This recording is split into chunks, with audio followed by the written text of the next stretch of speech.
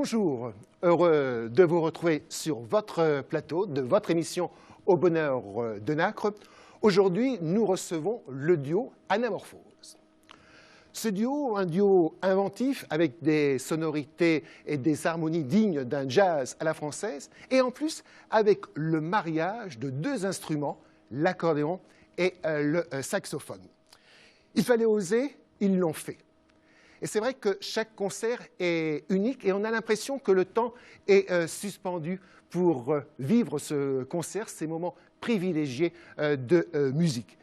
Ce duo parcourt les routes européennes et les routes internationales. Nous avons donc la chance de recevoir Maxime Perrin à l'accordéon et au saxophone Jonathan Mauch. Alors maintenant, retenons notre souffle pour écouter tout simplement le soufflet croisé de ces deux instruments, de ces deux jeunes talentueux artistes.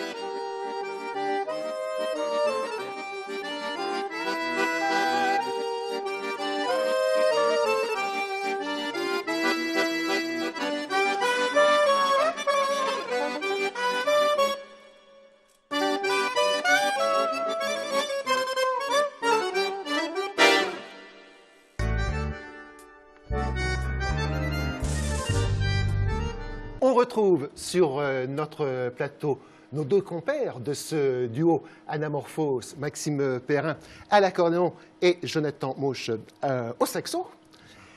Merci en tout cas de votre présence sur ce plateau. Alors, pour définir votre univers musical, c'est pas évident, parce qu'on part dans du jazz, on part aussi dans des sonorités totalement différentes. Alors, ma question, tout simplement, votre définition?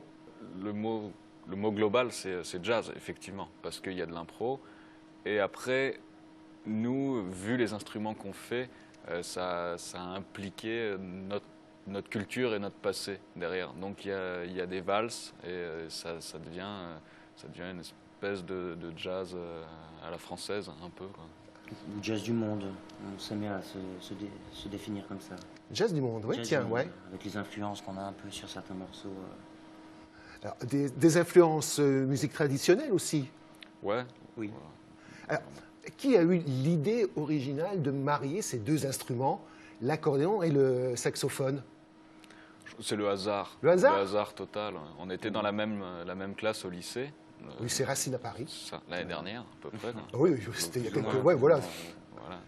Et on était peu nombreux. Donc on s'est dit, tiens, c'est l'occasion d'essayer un truc. Et il faisait du hautbois, il fait toujours du hautbois d'ailleurs. Et avec l'accordéon, c'était atypique. On s'est dit, tiens, essayons. Ouais, parce que certains de mes confrères disaient au début, c'est vraiment une union improbable. Ouais, c'est vrai. Après, il y en a d'autres qui l'ont fait de plus en plus. Là, ça commence à venir. Oui, c'est vrai que le saxo, on le retrouve de plus en plus avec l'accordéon, de plus en plus. C'est vrai que le public adore aussi cette musicalité. On a de plus en plus d'accordéons. Moi, je me souviens, il y a 10-15 ans, il y avait 4 accordéonistes jazz célèbres. On va maintenant retrouver le deuxième morceau de cette émission. Et puis surtout, après, vous nous expliquez pourquoi le duo Anamorphose. OK? OK. OK.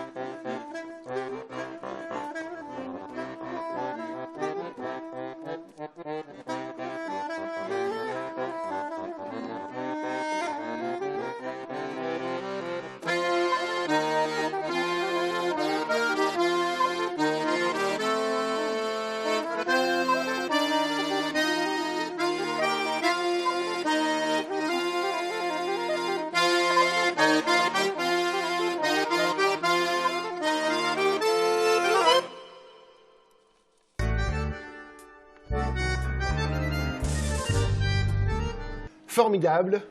Mais maintenant, il faut comprendre pourquoi ce mot duo anamorphose. Alors duo, bien sûr, tous les deux, mais alors anamorphose, c'est plutôt une expression qui est utilisée dans l'art pictural. Oui, exactement. Mot d'origine grecque qui voudrait dire une déformation de l'image. On s'est dit pourquoi pas le tenter avec les sons.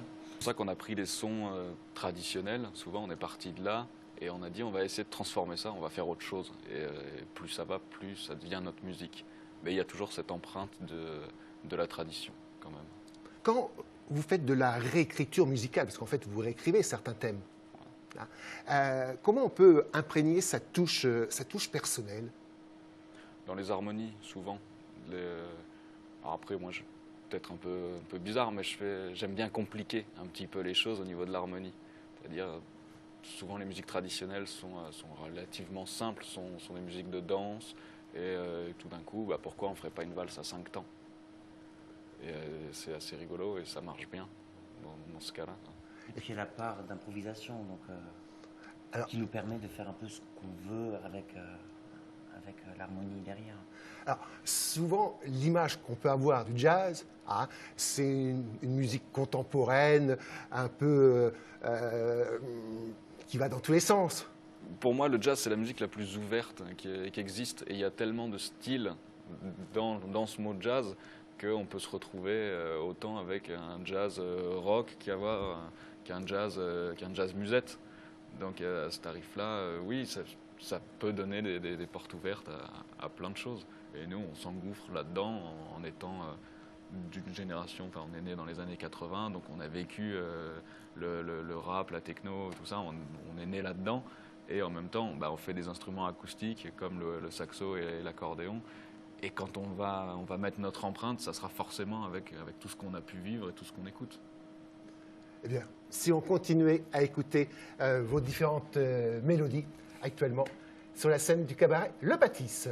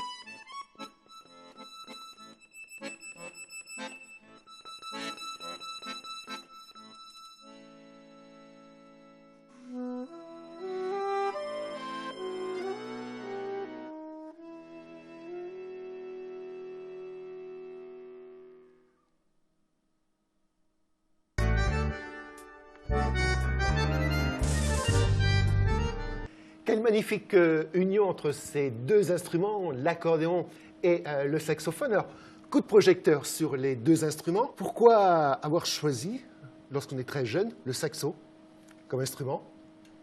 Bah, étant très jeune, j'ai écouté du jazz et puis Oui. le saxophone a une place très importante, donc tôt ou tard on s'y met et puis on aime ça. Alors, au départ, tu as quand même une formation de hautbois.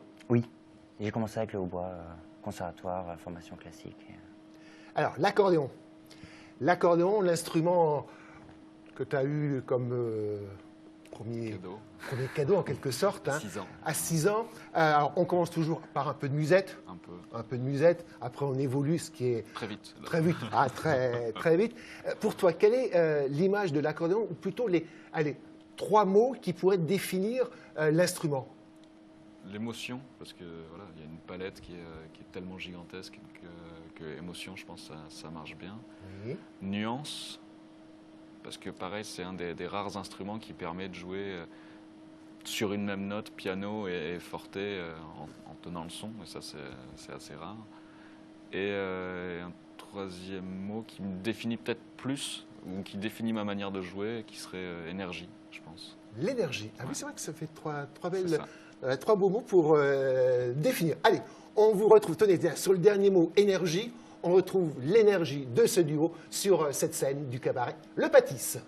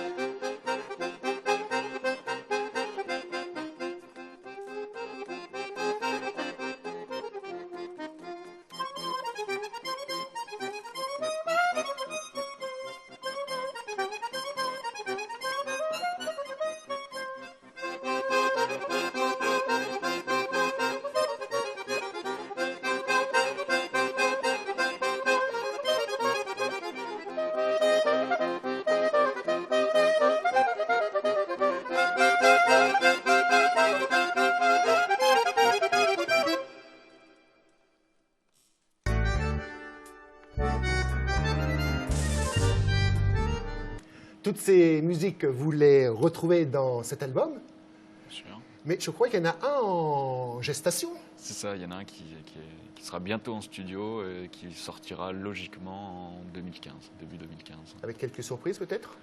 Il y aura. Il y aura des Donc, surprises. Des invités. Des invités, Oui. puis peut-être des nouvelles harmonies aussi. Sûrement. Sûrement. Certainement. Bon, en tout cas, on va suivre cette actualité. Il y a aussi toutes les tournées. C'est ça, ouais. Beaucoup en France et puis à l'étranger. On va partir en Croatie, en Slovénie, en Autriche. Enfin voilà, tout est consultable sur le Facebook Anamorphose. Et qui s'inscrit actuellement donc en bas de l'écran. En tout cas, on va vous retrouver dans quelques instants pour le dernier morceau. Moi, je voudrais quand même vous signaler que vous pouvez retrouver l'ambiance de ce cabaret Le Pâtis au Mans en venant bien sûr assister à leurs différents spectacles consultables sur leur site internet. Pour ma part, un petit clin d'œil à celui qui a été mon compère durant 11 ans à mes côtés dans cette émission. J'ai eu cette bonne route, c'est Greg. Greg, bonne route à toi. Voilà, eh bien, on part sur un autre univers. Alors, l'univers un jazz un peu amélioré, une chanson française que vous avez retravaillée. Ouais. Oui. Hein? Mais l'original était très bien. Ah oui, c'était très bien, mais vous l'avez quand même On en a fait autre chose. autre chose. Ouais. Allez, c'est ce titre qu'on connaît tous, Vesoul. Vesoul. Allez, on écoute. À très bientôt.